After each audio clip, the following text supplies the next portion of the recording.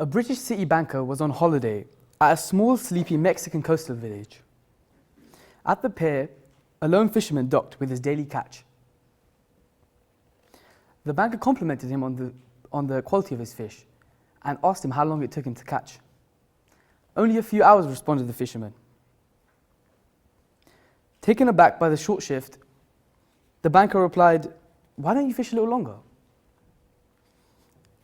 The fisherman said, "I have enough to support my family's immediate needs." The banker was taken aback. "So what do you do with all of your spare time?" he asks. The fisherman says, "I sleep late, I take long walks, I take afternoon siestas with my wife. We play guitar and sip a little wine. I live a full and busy life." The banker scoffs. He says, "Your vision is not big enough. You need to fish more, buy a bigger boat, create a fleet and hire others. And soon, you need to set up office in Mexico, where investors will allow you to spread your business even further. And finally, when you're big enough, an office in London will allow you to spread throughout Europe." The fisherman asks, intrigued, "How long will that take me?" And the banker says, 15 to 20 years. And then asks the fisherman, "And then you sell your shares to the public and you'll be a millionaire." "A millionaire? What will I do with all that money?"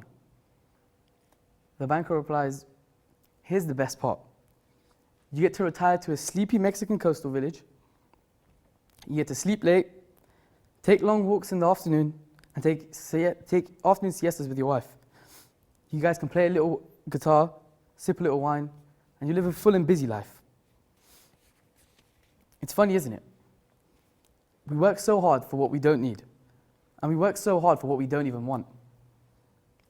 The story that I just told exemplifies how modern society has crafted a route for us that we often don't need, and honestly, that we often don't want. It's funny, actually, that a banker told me this story first.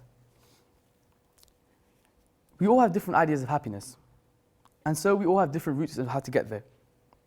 And I'm not criticizing those who think that money and power is the way for them to be happy, but it's just not widely accepted that this isn't the only route.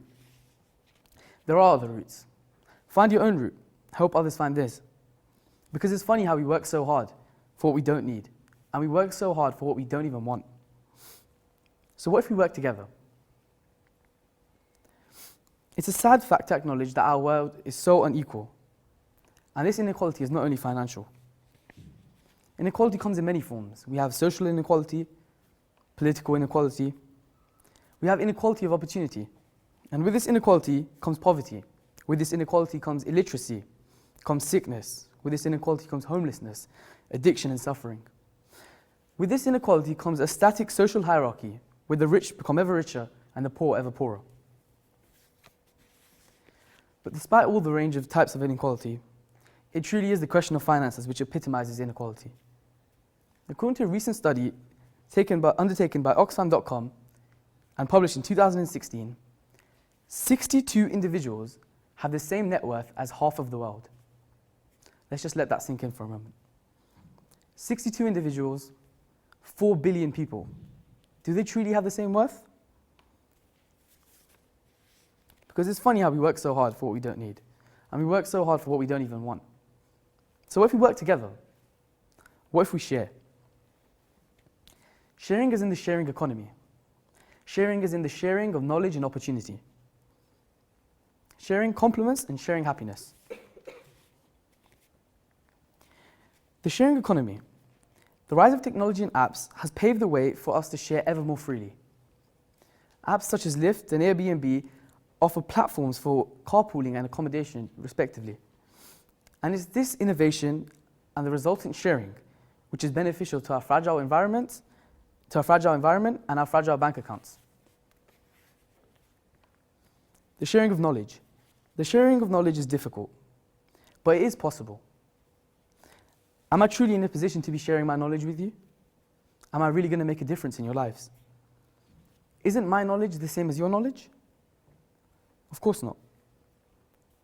Sharing knowledge can be as little as advising a friend or devoting your life to it by becoming a teacher. Recently, I was lucky enough to share my own experiences with a group of 100 Swedish educators. And I'm sure they're all a lot wiser than me, but they were still interested in what I had to say. Finally, sharing compliments. The smallest, yet perhaps the most impactful of the three. By sharing compliments with each other and critiquing each other's work, we are able to build each other up, improve, and self-develop. Better individuals means a better society. And it's this confidence that we instill in ourselves and others which allows us to aim higher. To finish off, I'd like to challenge you to share. I'd like to challenge you to share the message of sharing. I'd like to challenge you to share knowledge, to share happiness. I'd like to challenge you to actively share once a day for the next week. Reflect on what you've done. Have you made a positive impact? And then continue sharing. For we have created this inequality, and it is up to us to end it. Thank you for listening.